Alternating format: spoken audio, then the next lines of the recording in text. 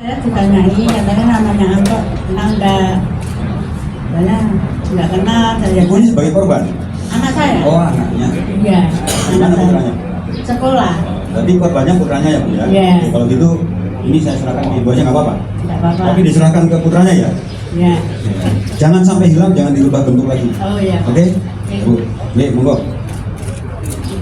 Silakan Pak Kasat.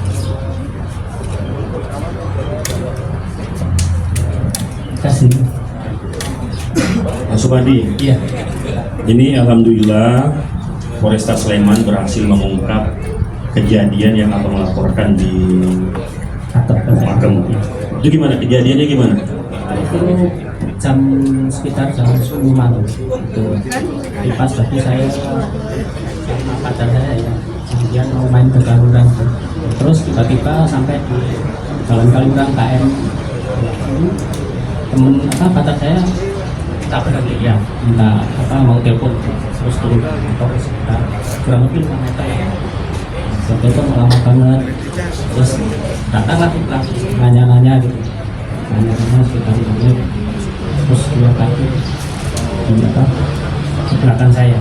Setelah kita dia 5 menit, tarik saya akan pisau itu meminta barang-barang saya, terus juga meminta Barang-barangnya. ya, betul itu Pak.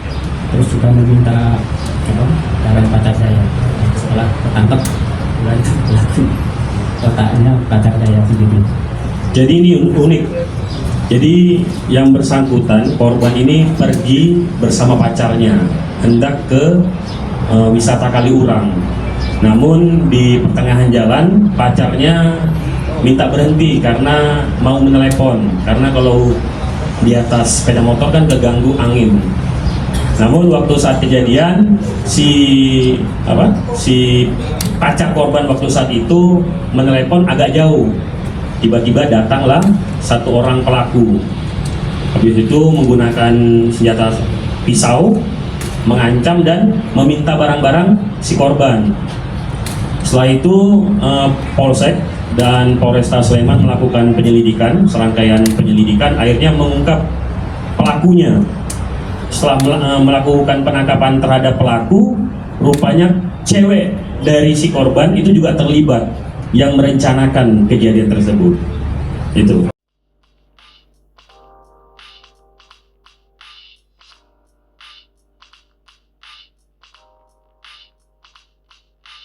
Assalamualaikum warahmatullahi wabarakatuh.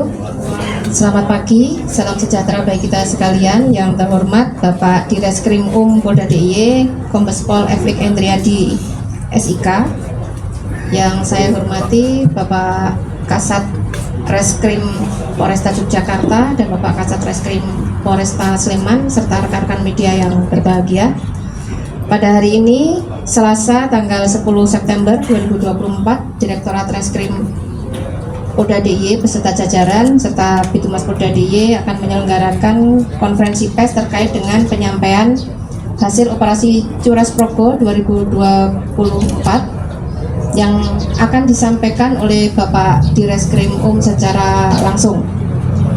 Pada hari ini yang dihadirkan untuk tersangkanya ini yang terdekat dari Polresta Sleman dan Polresta Yogyakarta serta Polda DIY. Jadi yang lainnya nanti akan disampaikan datanya kepada Bapak Direskrim dipersilakan. Baik, Assalamualaikum warahmatullahi wabarakatuh. Selamat siang, salam sejahtera bagi kita sekalian. Yang saya hormati Pak Bu Kabid Humas, Kabid Humas atau yang mewakili Bu Verena, kemudian Bapak Kasat Reskrim Polresta Kota Yogyakarta maupun Kasat Reskrim Polresta Sleman, seluruh rekan-rekan media yang hadir pada acara pers kali ini. Rekan-rekan sekalian, pada kesempatan siang hari ini, sesuai agenda yang sudah disampaikan oleh Bu Verena, kami Polda DIY dalam hal ini melaksanakan operasi Curas. Sandinya adalah operasi Curas Progo 2024 yang dilakukan selama 14 hari sejak tanggal 12 sampai dengan 25 Agustus 2024. Rekan-rekan sekalian, kegiatan operasi ini dilakukan oleh Polda DIY yang kemudian bersama-sama Polda DIY dan jajaran melaksanakan pengungkapan terhadap perkara curas yang terjadi di wilayah hukum Polda Daerah Istimewa Yogyakarta. Sebelumnya kami akan sampaikan beberapa data terkait dengan kejadian pencurian dengan kekerasan yang ada di wilayah Yogyakarta. Baik, terkait dengan kejadian tindak pidana curas di tahun 2023 itu terjadi 31 kasus curas. Ya, dengan modus operandinya antaranya adalah dengan cara memukul, kemudian mengancam, kemudian mengangkut atau membawa barang, kemudian melakukan penodongan, kemudian perampasan dan merusak. Ya, 31 kejadian itu modus operandinya demikian. Kemudian selanjutnya kerugian materi yang ditimbulkan terhadap kejadian ini sekitar 383 juta. Ulangi, 383.998 juta. Di tahun 2023 tersebut terdapat jam-jam rawan kejadian pencurian dan kekerasan. Di antaranya paling tinggi kejadian adalah di jam 00 WIB sampai dengan 06. Ini ada 9 kasus. Kemudian di 12.00 sampai dengan 18.00 ada 8 kasus. Kemudian di 18.00 sampai dengan 00.00 terjadi 9 kasus. Untuk lokasi kejadian, ya paling banyak terjadi di jalan umum. Ini ada 16 kejadian. Kemudian di wilayah perumahan ada 7 kejadian. Kemudian di wilayah pertokoan ada 3 kejadian. Itu data di 2023. Untuk tahun 2024, periode Januari sampai dengan Juni atau semester 1 terdapat penurunan sangat drastis. Jadi telah terjadi 14 kasus curas di wilayah hukum Polda DIY dan jajaran. Ini modus operandinya masih sama, memaksa, kemudian membacok, mengambil barang, mengancam, menodong, merampas. Ya, jam-jam rawannya sudah turun, ya rekan-rekan. Di 00 sampai dengan 06 ini 5 kasus.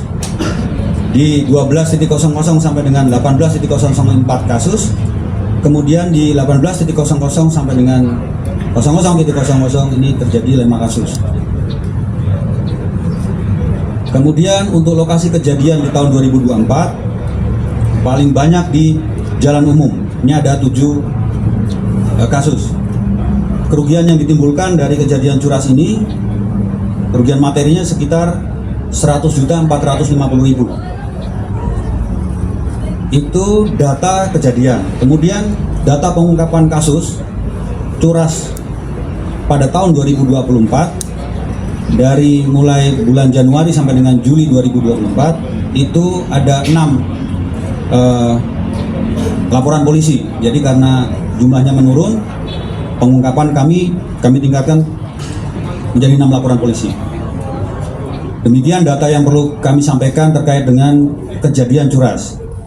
Kemudian beranjak dari kejadian tersebut, tentunya Polda DIY melakukan langkah operasional, yaitu melaksanakan operasi Curas Progo 2024, di mana kegiatan ini dilaksanakan oleh seluruh fungsi, baik fungsi preemptif, preventif maupun penegakan hukum.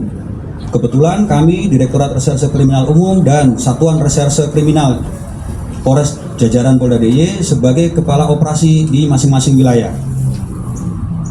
Hasil operasi curas yang perlu kami sampaikan dalam kesempatan kali ini, dari operasi tersebut kami mengungkap 13 kasus curas yang menjadi target operasi yang sudah ditetapkan oleh Polda Daerah Istimewa Yogyakarta. Polda Daerah Istimewa Yogyakarta itu 3 laporan polisi, Polresta Yogyakarta 3 laporan polisi, Polresta Sleman 3 laporan polisi, Polres Bantul 2 laporan polisi, Gunung Kidul 1 laporan polisi, dan Kulon Progo 1 laporan polisi.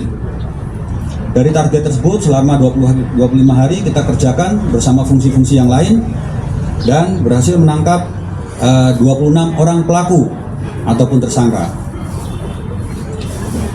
Dari data tersangka dan informasi yang kita dapat bahwa pelaku-pelaku tersebut, ya 23 orang diantaranya berasal dari Provinsi Daerah Istimewa Yogyakarta, dari 11 orang dari Kota Jogja, 3 orang dari Kabupaten Sleman, 5 orang dari Kabupaten Bantul, dan 2 orang dari Kulon Progo, dan 2 orang dari Gunung Kidul, serta yang lainnya berasal dari luar provinsi daerah istimewa Yogyakarta di daerah Jawa Timur, Jawa Tengah. Kemudian dari para pelaku tersebut, berdasarkan laporan polisi yang masuk, kita lakukan proses penyelidikan dan penyidikan, dan kita seperti rekan-rekan lihat di samping kiri ada beberapa barang bukti yang sudah kita amankan mendasari laporan polisi tersebut. Ada 49 barang bukti, baik itu telepon genggam, kemudian alat yang digunakan ataupun sarana yang digunakan, motor, kemudian beberapa barang korban yang dirampas ataupun dilakukan pencurian dan kekerasan, dan lain-lain.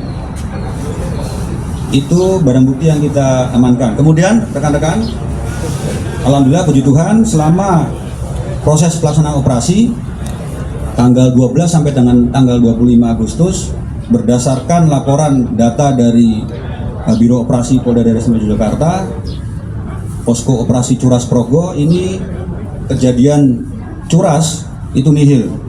Tentunya kondisi situasi tidak terjadi kejadian curas ini sangat diharapkan oleh masyarakat Yogyakarta.